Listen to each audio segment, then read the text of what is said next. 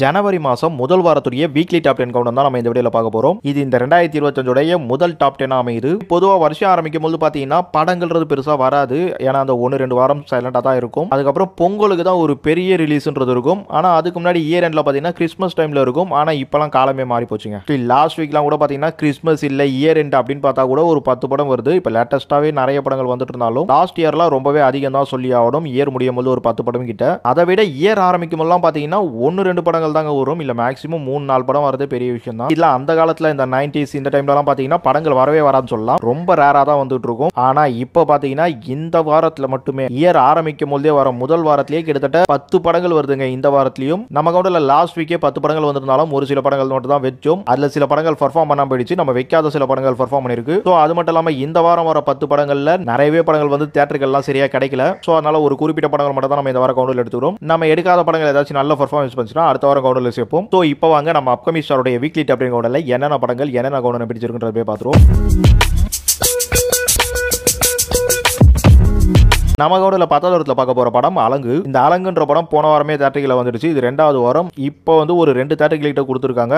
Last week கூட பாத்தீங்கன்னா ஒரு 15 தியேட்டர் கிட்ட ஓடிச்சுன்னு தான் சொல்லணும். இந்த படம்ன்றது ஒரு சினிமா ரசிகனா உள்ள போய் உட்காந்தீங்கன்னா இந்த கதைக்களம் வந்து உங்களை படம் எடுத்த விதமும் சரி ரெண்டுமே உங்களை சாட்டிஸ்ஃபைட் பண்ணும். ஆனா இப்போ இருக்க டைட் ஷெட்யூல்ல இந்த படம் இப்போ 2வது வாரத்துல 2 தியேட்டர்கள் கொடுத்ததுன்றதே ஒரு பெரிய விஷயமா தான் ஓடிட்டு இருக்கு. நம்ம கவுண்டர்ல 9வது இடத்துல பார்க்க போற படம் திருமாணிக்கம். திருமாணிக்கம் படமும் போன வாரமே வந்துருச்சு. நான் போன வாரம் வந்ததுல ராஜா கிளி ஏதோ பெர்ஃபார்மன்ஸ் பண்ணிட்டு வச்சுட்டேன். ஏன்னா தம்பி ராமையா கதை எழுதிய ஒரு பையன் வந்து டைரக்ட் பண்ணி சமுத்திரகனி தம்பி ராமையா காம்போ அது மட்டும் இல்லாம சுரேஷ் கமாச்சி ப்ரொடக்ஷன் அந்த மாதிரி அந்த படத்தை பெருசா நினைச்சிட்டேன். ஆனா அது ஏதோ ஒரு லெட்டர் படம் மாதிரி தான் ஒர்க் அவுட் ஆயிருக்கு. செம மோசமான ரிவ்யூ. நல்ல தியேட்டர்கள் கொடுத்தாலும் அந்த படம் வந்து வாஷ் அவுட்டே அடிச்சுன்னு சொல்லலாம். இந்த வாரம் லாஸ்ட் வீக்கே திருமணியத்துக்கே ஒரு நல்ல ஸ்கிரீன் கெபாசிட்டி இருக்குன்னு தான் சொல்லி ஆகணும். இருந்தாலும் நான் வந்து நிறைய படங்கள் இருக்கு. ஸோ கவுண்டரை வந்து ஏக்கச்சக்கமாக கொடுக்கத்தோன்னு பார்த்தேன். ஆனா இந்த திருமாணிக்கம்ன்றது பார்த்தீங்கன்னா கதைக்களமா ஜெயிச்சிருக்கு. இதுக்கு முக்கியமான காரணம் நந்தா பெரியசாமி இந்த படத்தோட டைரக்டர் தான் சொல்லி ஆகணும். ஏன்னா இவர் அப்பத்துலேருந்தே நிறைய படங்கள் பண்ணியிருக்காரு. அதுலயும் இவருடைய ஒரு கல்லூரியின் கதைன்றது ஒரு மறக்க முடியாத படம். அவருக்கு அப்பவே அந்த படம் வரும்போதே நிறைய காம்படிஷன் படங்கள் இருந்து ஸோ அதனால அப்போ ஒரு 3 வாரம்ன்றது தான் போயிருக்கும் தியேட்டர்கள்ல. ஆனா அந்த ஒரு கல்லூரியின் கதைன்றது பல பேர் மனசுல கண்டிப்பா மறக்க முடியாத படமா தான் இருக்கும். அந்த மாதிரி இந்த திருமாணிக்கம்ன்றதும் பாத்தீங்கன்னா நந்தா பெரியசாமி அவர் சினிமாவில் கத்துக்கிட்ட சினிமாக்கு சொல்லணும்னு நினைச்ச சில விஷயங்களை ரொம்பவே அழகா ஒரு சிறந்த படைப்பாவே கொடுத்துருக்கான்னு சொல்லலாம். ஆனா தியேட்டர்கள் பாத்தீங்கன்னா லாஸ்ட் வீக்ல அப்படியே கிட்டத்தட்ட ஒரு 15-20 தியேட்டர் கிட்ட வந்திருந்தாலும் பெருசா தியேட்டர்கள் ரெஸ்பான்ஸ் இல்ல. இருந்தாலும் அந்த சின்ன ரெஸ்பான்ஸ்ன்றதே இப்ப தேவைப்படுது. ஒரு பேர் இருக்குன்னு நினைக்கிறேன். ஸோ அதனால ஒரு 4 தியேட்டர்கள் கிட்ட கொடுத்துருக்காங்க இந்த செகண்ட் வீக்ல. நம்ம கவுண்டர்ல 8வது இடத்துல 2 படங்களை பார்க்க போறோம். இல்ல முதல்ல பார்க்க போற படம் மிஸ் யூ படம் லாஸ்ட் வீக் கூட 2 தியேட்டர்ல ஓடிச்சு. இந்த படம் ரிலீஸ் ஆகி 3 வாரம் முடிஞ்சு 4வது வாரம் இந்த வாரத்துல 25ஆம் நாள் வரும். நம்ம சித்தார்த்தோட படங்கள்லாம் இப்ப கவனிக்கிறீங்களான்னு தெரியல.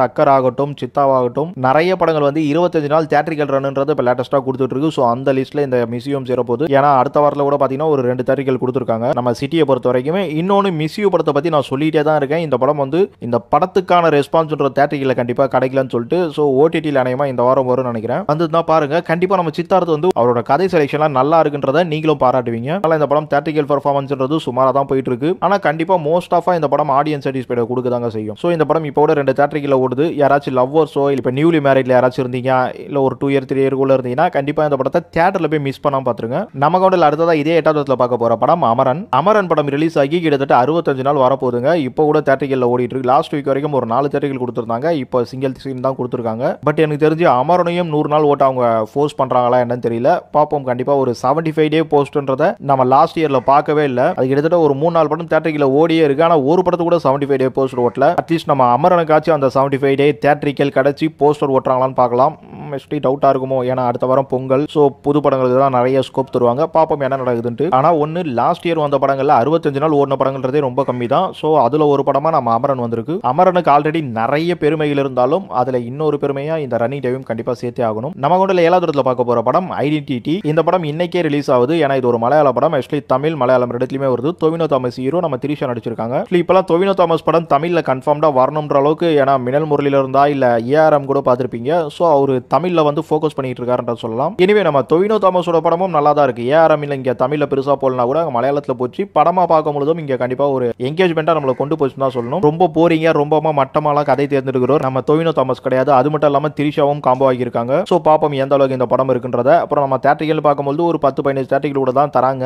தேட்டரிகள் வந்து உங்களுக்கு இன்னைக்கே ரிலீஸ் ஆகுது படம். ஆனால் ஷோஸ் கொஞ்சம் அதிகமாக இருக்கு. ஏன்னா எல்லாமே சிங்கிள் ஷோ இல்லாமல் ஒரு 2-3-4 ஷோ கூட போட்டு ஓட்டுறாங்க. படம் இன்னைக்கே வரல வந்து இன்னைக்கு தேட்டரிகள் கொஞ்சம் அதிகமாக கொடுத்துடலாம். பட் அது தரல. இதுல என்ன ஒரு பெரிய மைனஸ் ஆகுனா படம் இன்னைக்கு ஏதாவது சுமாரான ரிவ்யூ வாங்குச்சுன்னா நாளையில இருந்து வந்து தேட்டரிகள் தரது கொஞ்சம் கம்மி பண்ணுவாங்க. ஏன்னா நாளைக்கு சில புது படங்கள் வருது. சில புது படங்களால கிட்டத்தட்ட ஒரு 10 படங்களுக்கிட்டே வருது. ஸோ இந்த படத்தோட ரிவ்யூ ரொம்ப இம்பார்ட்டன்டா இருக்கு. அந்த படத்தோட தேட்டரிகளை தக்க வச்சுக்கிறல பாப்போம் என்ன மாதிரியான ஒரு விஷயம் பண்ணுதுன்ட்டு. நம்ம கூட 6வது இடத்துல பார்க்க போற படம் சீசாங்கிற படம் வெள்ளிக்கிழமை ஆக்சுவலி நாளைக்கு தான் வருது. இந்த படம் நம்ம எக்ஸ்பெக்டேஷன் தான் வைக்கிறோம். எக்ஸ்பெக்டேஷன் ஏன் கொண்டு பண்றோம்னா கிட்டத்தட்ட ஒரு 15 தேட்டர் கொடுத்துருக்காங்க நம்ம சிட்டியை பொறுத்த வரைக்கும். அதுவும் இல்லாம இந்த சீசா படத்துல நம்ம நட்டி வந்து ஹீரோவா நடிச்சிருக்காரு. அதோட புதுமுகம் இன்னொருத்தரும் நடிச்சிருக்காரு. அப்புறம் இந்த படத்தை டைரக்ட் பண்ணிருக்கிறது குணா சுப்பிரமணியம் சொல்லிட்டு ஒரு புதுமுக டைரக்டர்.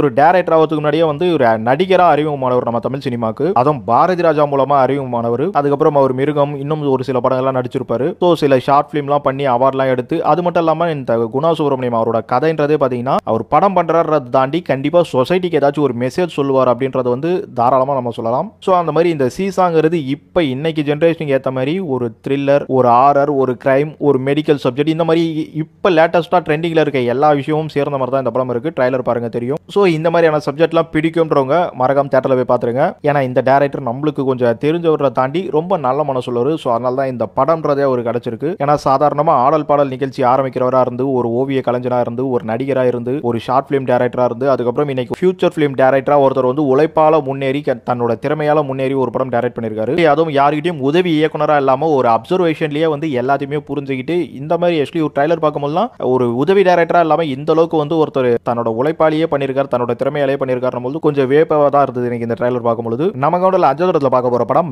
மேக்ஸ்ன்றது போன வாரமே வந்துருச்சு தமிழ்ல.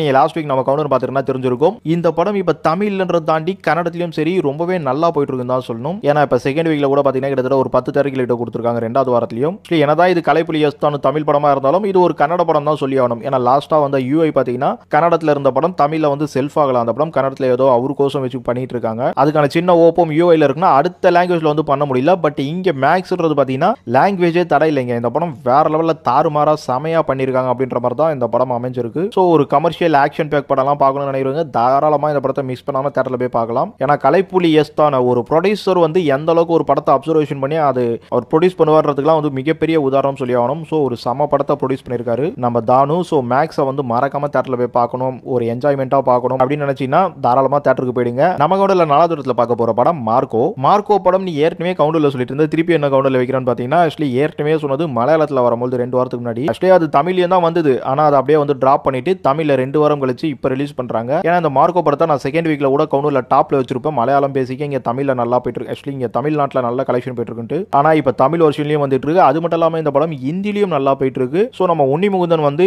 எப்படி வெறும் ஒரு 30 கோடியில அந்த மாளிகாபுரம் படம் ஆகட்டும் இப்ப இந்த மார்க்கோ ஆகட்டும் வெறும் 30 கோடி பட்ஜெட்ல இந்த மனுஷன் படம் எடுத்து 100 கோடி அடிக்காம விட மாட்டேன்ற மாதிரி இப்ப லேட்டஸ்டா இறங்கிட்டாருங்க. அங்க எப்படி நம்ம மலையாளத்துல டொவினோ தாமஸ் வந்து ஒரு இது பண்ணிட்டு இருக்காரோ அந்த மாதிரி உன்னி முகுந்தன் அவருக்கு போட்டியாவே வந்து ரொம்ப பெருசா படம் பண்ணிட்டு இருக்காரு. அதை தாண்டி அவரோட கதை செலக்ஷன் அவர் அந்த படத்துக்கு கொடுக்குற ஸ்கிரீன் எஃபெக்ட் அதெல்லாம் வேற லெவல்ல இருக்குங்க. சோ மார்க்கோன்றதும் பாத்தீங்கன்னா ஒரு சம வேற லெவல் ஆக்ஷன் பேக். இந்த படம் தமிழ் டப்பிங்ல உங்களுக்கு தியேட்டர்ல பார்க்கலாம் கண்டிப்பா நீங்க மிஸ் பண்ணுவீங்க தான் சொல்லுவேன். ஒரு ஆக்ஷன் படம் ரசிகரா இருந்தீங்கன்னா சோ ஆக்ஷன் படம் பிடிக்கும்னு நினைக்கிறவங்க தாராளமா இந்த படத்தையும் போய் தியேட்டர்ல ட்ரை பண்ணலாம். இந்த வாரம் இந்த படத்துக்கு கிட்டத்தட்ட ஒரு 15 தியேட்டர்கள் கிட்ட கொடுத்துருக்காங்க. தியேட்டர்ன்றதை நம்ம கரெக்டா முடிவு பண்ண முடியாது. ஏன்னா நம்ம வேலைக்கிழமை மார்னிங் நிலவரம் தான் பேசிட்டு இருக்கோம். சோ முன்ன பையனா ஏறலாம். எனிவே இந்த படம் 2 வாரத்துக்கு முன்னாடி ரிலீஸ் ஆனதுக்கும் இப்ப ரிலீஸ் ஆனதுக்கும் நிறைய வித்தியாசம் இருக்கு. ஏன்னா பர்ஃபார்மன்ஸ் ஓரியன்டட் நிரூபிச்சிட்டாங்க. சோ இந்த படம் பார்க்கறதுக்கான சம்திங் ஆடியன்ஸும் இருக்காங்க. ஆனா மோர் திங் ஆடியன்ஸ் வருவாங்கன்றது நான் இந்த வாரத்துல நம்புறேன். பாப்போம் அந்த நம்பிக்கையை காப்பாத்தி அடுத்த வாரம் எக்ஸ்பெக்டேஷனா இல்லாம ஒரு பர்ஃபார்மன்ஸ் பண்ண படமா சம கவுண்டர் எடுக்குதான்ட்டு. ஆனால் ஒரு சின்ன ஒரு பிரச்சனையும் இருக்கு. ஏன்னு கேட்டீங்கன்னா அடுத்த வாரம்ன்றது பொங்கல் வாரம். சோ பொங்கலுக்கு வர பெரிய படங்களுக்கு மத்தியில அதுக்கு முன்னாடி வந்த படங்கள்லாம் எடுப்பாங்க. அதனாலதான் வந்து லாஸ்ட் ஆஃப் 5 இயர்ஸ் முன்னாடிலாம் பாத்தீங்கன்னா உங்களுக்கு பொங்கலுக்கு முன்னாடி படங்கள் ரிலீஸ் பண்ண மாட்டாங்க. ஏன்னா ரொம்ப ஷார்ட் கேப் இருக்கும். பட் இப்ப அந்த பிரச்சனை கிடையாது. ஏன்னா அப்பெல்லாம் ஒரு லாங் ரன் இருக்கும்போது தான் உங்களுக்கு கலெக்ஷன்றதே கிடைக்கும். பட் இப்ப ஷார்ட் ரன்ல தான் கலெக்ஷனே. படம் ஒரு வாரம் 2 வாரம் அதுவும் அந்த வீக்கெண்ட்ல வந்து நல்ல கலெக்ஷன் எடுத்துட்டா போதுங்க. சும்மா ஜவ்வு மாதிரிலாம் 2-3 வாரம்லாம் தியேட்டர்ல கடமைக்குனா ஓட்டி என்ன பிரயோஜனம் அப்படின்ற மாதிரிலாம் இல்லாம தியேட்டரிக்கல் டிக்கெட் ரேட்டுன்றதும் ஒரு விஷயமா இருக்கு. ஸோ எனக்கு தெரிஞ்சு வந்து மார்க்கோ வேர்ல்டு வைடா பண்ற பர்ஃபார்மன்ஸ் வச்சு பார்க்கும்போது நெக்ஸ்ட் வீக் என்னதான் பொங்கலா இருந்தாலும் சம்திங் தியேட்டர்ஸ் கண்டிப்பா பிடிக்கும்ன்ற நம்பிக்கை இருக்கு. பாப்போம் அதை காப்பாத்துதான்ட்டு. நம்ம கவுண்டர்ல 3வது இடத்துல பார்க்க போற படம் ஸ்மைல்மேன் படம் ரிலீஸ் ஆகி இது 2வது வாரம். ஸ்மைல்மேன் இவ்வளவு டாப் கவுண்டர் வந்துருச்சு. படம் அப்படி இருக்கும் இப்படி இருக்கும்ன்றலாம் பெருசா ஃபீல் பண்ணி தேவையில்ல. படம் ஒரு நல்ல ஒரு ஓகேவான படம் தான். பட் அந்த ஃபர்ஸ்ட் அப்படின்றது ஒரு செம படமா இருந்தது. நான் செகண்ட் அப்ல தாங்க நம்ம வழக்கம் போல செகண்ட் பார்ட்ல கோட்டை விடுறதும் செகண்ட் அப்ல கோட்டை விடுறதும் நிறைய படங்கள் நடக்கும். ஸோ அந்த விஷயம் ஸ்மைல் மேனுக்கு நடந்திருக்கு. ஆனா இன்னைக்கு இருக்க தியேட்டரிக்கல் ரெஸ்பான்ஸ் ஆடியன்ஸோட அந்த ரெஸ்பான்ஸ்லாம் வச்சு பார்க்கும்போது நம்ம ஸ்மைல் மேனை இந்த அளவுக்கு கொடுக்க வேண்டியதா இருக்கு. ஏன்னா செகண்ட் வீக்ல வந்து கிட்டத்தட்ட ஒரு 10 தியேட்டரிக்கல் மேல பிடிக்குதுன்றதுலாம் பெரிய விஷயங்க. இந்த வாரம் கவுண்டன்றதே வந்து கரெக்டா நம்மளால நம்பர் எடுக்க முடியாம போச்சுன்னு தான் சொல்லி ஆகணும். ஏன்னா எல்லாமே ரொம்ப சுமாரான பர்ஃபார்மன்ஸ் தான் பண்ணிட்டு இருக்கு.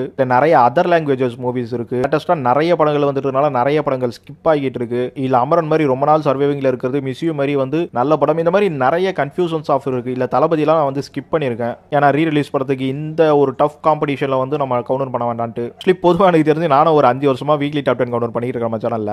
இந்த இயர் ஃபர்ஸ்ட் வீக்லலாம் பாத்தீங்கன்னா கவுண்டர்ன்றது பெருசா வராது, ரொம்ப ஈஸியா இருக்கும். ஆனா இந்த வருஷம் எனக்கு ரொம்ப டஃப்பான ஒரு கவுண்டர் அமைஞ்சிருக்குன்னு தான் சொல்லணும். ஏன்னா அவ்வளவு அனலைசிஸ் பண்ண வேண்டியதா இருக்கு. ஸோ அதனால நீங்க ஸ்மைல் பண்ணி இவ்வளவு பெரிய நம்பர் வந்துருச்சு கவுண்டர்ல அப்படின்னு சொல்லிட்டு இது ரொம்ப தாறுமாறா இருக்கலாம் யோசிச்சதால படம் வந்து உங்களை கண்டிப்பா ஃபர்ஸ்ட் ஆஃப் சாட்டிஸ்ஃபை பண்ணும், அதுக்கு கேரண்டி பண்ணுவேன். அதை தாண்டி நீங்க சரத் ஃபேனா இருக்கீங்க அப்படின்னாக்கா தாராளமா போயிடுங்க. இது உங்களுக்கான படம் தான், தியேட்டர்ல மிஸ் பண்ணாம பாருங்க. நம்ம கவுண்டர்ல ரெண்டாவது இடத்துல 2 படங்களை பார்க்க போறோம். இதுல முதல்ல பார்க்க போற படம் புஷ்பா பார்ட் 2 படம் ரிலீஸ் ஆகி 25 நாள் முடிஞ்சிருச்சு.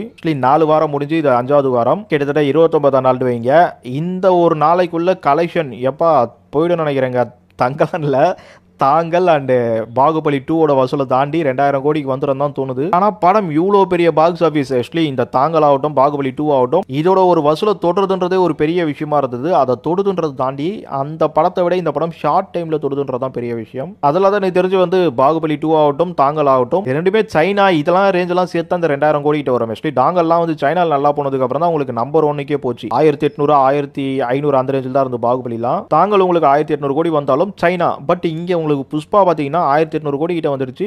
பட் இந்தியா லெவல்லையே இந்த படமே இந்த அளவுக்கு இருந்திருக்கு. இன்னும் சைனா எல்லாம் போல நினைக்கிறேன். ஸோ ஒரு மிகப்பெரிய பாக்ஸ் ஆஃபீஸ் கலெக்ஷன் எடுத்திருக்கு. ஆனாலும் தமிழ்நாடை பொறுத்த வரைக்கும் அதோட ரெஸ்பான்ஸ் வந்து கொஞ்சம் கம்மியாயிடுச்சு தாங்க சொல்லி ஆகணும். ஆனாலும் ஒரு மாசம் கழிச்சும் இந்த அளவுக்கு தியேட்டரிக்கல்ன்றது ஒரு நல்ல விஷயம் தான். புஷ்பா பார்ட் 2 இங்க தமிழ்நாட்டை பொறுத்த வரைக்கும் அவுட் ஆகலன்றதை நம்ம தாராளமா சொல்லலாம். ஏன்னா இங்கே கிட்டத்தட்ட 80 கோடிக்கு மேல கலெக்ட் பண்ணிருக்கணும் நினைக்கிறேன். ஆனா இதுக்கு அவங்க வித்த காசாதி எல்லாம் அமௌண்ட்லாம் கொஞ்சம் பெருசு எல்லாம் பார்த்தாலும் இருக்கு, பினான்சியல் லாஸ்லாம் சில இடத்துல இருக்கதான் இருக்கு. ஏன்னா நிறைய இடத்துல அதிகமா வித்துருக்காங்க. பட் இந்தியில மட்டும் வேற லெவல்ல கலெக்ஷன் தட்டி தூக்கி இருக்கு. எவ்வளவு பாசிட்டிவ் நம்ம இந்த படம் பாக்ஸ் ஆபீஸா பேசிட்டு இருக்கோம். கமர்ஷியலா வந்து ஒரு நார்மல் படம் தானாலும் அது ஒன்றும் பண்ண முடியாதுங்க. பேருக்கு தாங்க படம் ஓடுது. இப்பலாம் படத்துக்கு படம் ஓடுதுன்றத தாண்டி ஏன்னா அதை நான் பாகுபலி 2லயும் பார்த்துட்டேன், இப்ப புஷ்பா 2லயும் பார்க்குறேன். இதெல்லாம் ஒரு பக்கம் வச்சாக்கா இந்த படத்தோட சேட்னஸ் அதை நம்ம வழக்கம் போல இந்த வாரமும் ஸ்கிப் பண்ணுவோம். நம்ம கொண்டு அடுத்ததா இதே 2வது இடத்துல பார்க்க போற படம் விடுதலை பார்ட் 2ன்றது வந்து ஃபர்ஸ்ட் வாரத்துல வந்து ஒரு பெரிய எதிர்பார்ப்பு ஓப்பனிங் எல்லாம் வரலனா கூட கண்டிப்பா வந்து ஒரு எக்ஸ்பெக்டேஷன் இருக்கதான் செஞ்சது. அந்த எக்ஸ்பெக்டேஷன் வீக்கெண்ட்ல நார்மலா போனாலும் வீக் டேஸ்ல சொதப்பிடுச்சு. செகண்ட் வீக்ல சுமாரா போச்சு. பட் இப்ப தேர்ட் வீக் கிட்ட பாத்தீங்கன்னா வேற வழி கிடையாது, வேற பெரிய படங்கள் கிடையாது.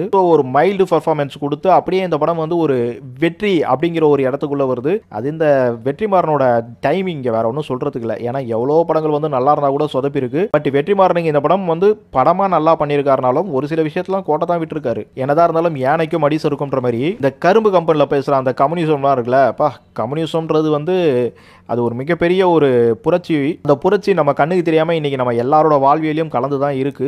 அதை நம்ம வெற்றிமாறன் மாதிரி ஒரு மிக சிறந்த டைரக்டரே வந்து ஒரு சில இடத்துல வந்து பல்ல லிஸ்டார்ன்ற மாதிரி தான் தோணுது. ஏன்னா இவர் இந்த ஜாதியம் அப்படிங்கிற விஷயத்தை தான் மிக பெருசா இங்க ஃபோர்ஸ் பண்ணி இந்த பண்ணையார் அது இது ஒரு கம்யூனிசம் பேச வந்தவர் வந்து இதுக்கோசம் பேச வந்தார். எனக்கு நிறைய விஷயங்கள் வந்து உள்ள கொண்டு வந்துட்டாருன்ற மாதிரி தோணுது. ஏன்னா கம்யூனிசம்ன்றது ஒரு மிகப்பெரிய விஷயமா இருந்திருக்கு. ஸோ அதை ரொம்ப தெளிவா அதை ரொம்ப வந்து ஒரு டீட்டெயிலிங்கா பண்ணணும்னு நினைச்சிருந்தாருன்னா அதை தெளிவா பண்ணியிருக்கலாம். ஆனா வேற ஒரு விஷயத்து மூலமா இங்க வந்தா ஒரு படம் நினைக்கிறாரு. ஆக்சுவலி என்னவோ திங்கிங் வேற மாதிரி இருக்குங்க. இவ்வளவு மிகப்பெரிய மகத்தான சிறந்த டைரக்டர்கள்லாம் எதுக்கு இந்த மாதிரியான ஒரு திங்கிங் கொண்டு வராங்கன்னு எனக்கு புரியல. இதுக்கான கூட்டம்ட்டு ஒன்று இருக்க தான் செய்யுது. இருந்தாலும் எல்லா மக்களையும் பொதுவில் பார்க்குற கூட்டம்ன்றது கம்யூனிசம் சொல்லுவேன். ஆனா இவர் சொல்ற அந்த பண்ணையார் விஷயம்ன்றதுலாம் அன்னைக்கு தாங்க பண்ணையார். அன்னைக்கு பண்ணையாரை பத்தி பேசுறவங்க இன்னைக்கும் அதே விஷயம் நடந்துகிட்டு இருக்குல்ல. நான் கேட்கிறேன், என்னைக்கோ முடிஞ்சு போன விஷயத்தை பத்தி பேசி சிம்பத்தியை கிரியேட் பண்ணி இங்க சிம்பத்தியை கிரியேட் பண்ணல, வேற ஏதோ ஒரு இதை தான் கிரியேட் பண்ணிட்டு இருக்கீங்க. பட் இன்னைக்கு சமகாலத்தில் நடக்கிற விஷயத்தை தைரியம் இருந்தா பேசலாம். ஆனா என்னவோ வந்து அரசியல் சார்ந்த சில விஷயமா தான் தெரியுது எனக்கு. இதெல்லாம் மக்களை ஏதோ முட்டாளாகிற மாதிரி தான் தெரியுது. என்னவோ அன்னைக்கு நடந்த விஷயம் பேசிக்கிட்டு இருக்க. அன்னைக்கு நடந்ததை பேசி இன்னைக்கு என்னத்தை கிழிக்க போற? இன்னைக்கு 1008 நடந்துட்டு இருக்கு, அதை பேசு. நீ தான் தைரியமான ஆச்சே, பேசு அப்படின்னு தாங்க தோணுது எனக்கு. ஆனா நிறைய பேர் அன்னைக்கு பேசுனதை பேசி இன்னைக்கு நான் புரட்சி அப்படி இப்படின்ட்டு மேல தூக்கிட்டு போறோம். எனக்கு புரியல. ஆக்சுவலி இன்னைக்கே இங்க 1000 பிரச்சனை இருக்கு, அதை பேசிங்க. வெற்றிமாறன் மாதிரி ரொம்பவே உச்சத்துல ரொம்ப வேற லெவல் திங்கிங் உள்ள மனுஷன்லாம் வந்து ஆல்ரெடி பல பேர் பேசிட்ட பல விஷயத்தையே வந்து ஒரு எடுத்து வச்சு மறுபடியும் ஒரு படமா பண்ணி எதுக்கு டைம் வேஸ்ட் பணம் வேஸ்ட்ன்றதெல்லாம் எனக்கு புரியல. இன்னும் எவ்வளவோ விஷயங்கள் வந்து பேசப்படாத தொடப்படாத இன்னைக்கு சொசைட்டி மாற வேண்டிய விஷயங்கள் நிறைய இருக்கு. ஸோ அதை பத்தி படம் பண்ணாங்கன்னா எல்லாருக்குமே யூஸ்ஃபுல்லா இருக்கும். ஆனா இங்க அதுக்கெல்லாம் யாரும் படம் பண்ண வரலைங்க. இன்னைக்கு வந்து ஒரு ட்ரெண்ட் இருக்கு. ஸோ அந்த ட்ரெண்ட்ல படம் பண்ணி நம்மளும் ட்ரெண்டிங்ல இருப்போன்ற மாதிரியே ஓடிட்டு இருக்காங்க. நம்ம கவுண்டில் முதல் இடத்துல பார்க்க போற படம் முஃபாஃபா லைன் கிங். இந்த வாரமும் முஃபாஃபா தி லைன் கிங் தாங்க வந்து போட்டியே இல்லாம முதலிடம் சொல்லி ஆகணும். ஏன்னா என்னதான் ஒரு இங்கிலீஷ் படமா இருந்தாலும் இந்த படம் தமிழ்நாட்டிலையும் சரி நம்ம இந்தியன் லெவலையும் சரி நல்ல ஒரு பர்ஃபார்மன்ஸ் பண்ணிட்டு இருக்கு. 100 கோடியை தாண்டிடுச்சு ஆக்சுவலி இந்தியா பொறுத்த வரைக்கும். ஆனாலும் இந்த முஃபாஃபா லைன் கிங்ன்றது பாத்தீங்கன்னா ஃபர்ஸ்ட் பார்ட் அளவுக்கு வேற லெவலில் தூக்கி சாப்பிடல. செகண்ட் பார்ட்டுக்கான அந்த ஒரு சின்ன அடி இந்த படத்துக்கும் கிடைச்சுதான் இருக்கு. ஆனா இப்ப இருக்க காம்படிஷன் சிச்சுவேஷன்ல இந்த படமே கிங்ன்ற அளவுக்கு இருக்கதாங்க செய்யுது. ஸோ இப்போ இந்த கிறிஸ்மஸ் வீக்கெண்டு இந்த நியூ இயர் வீக்கெண்டு இந்த மாதிரியான ஒரு பெரிய வீக்கெண்ட்லாம் தேட்டரில் போய் கவர் பண்றதுக்கு ஒரு வர்த்தான படமா இந்த முஃபாஃபா மட்டும் தான் இருக்கு. எனக்கு தெரிஞ்சு இந்த கிறிஸ்மஸையும் இந்த இயர் எண்டையும் வந்து கொஞ்சம் வீண் பண்ணிட்டாங்க தான் சொல்லுவேன். ஸோ ஒரு சம படம் ஏதாச்சும் ஒன்று ரிலீஸ் ஆயிருந்தா நல்லா இருந்திருக்கும்.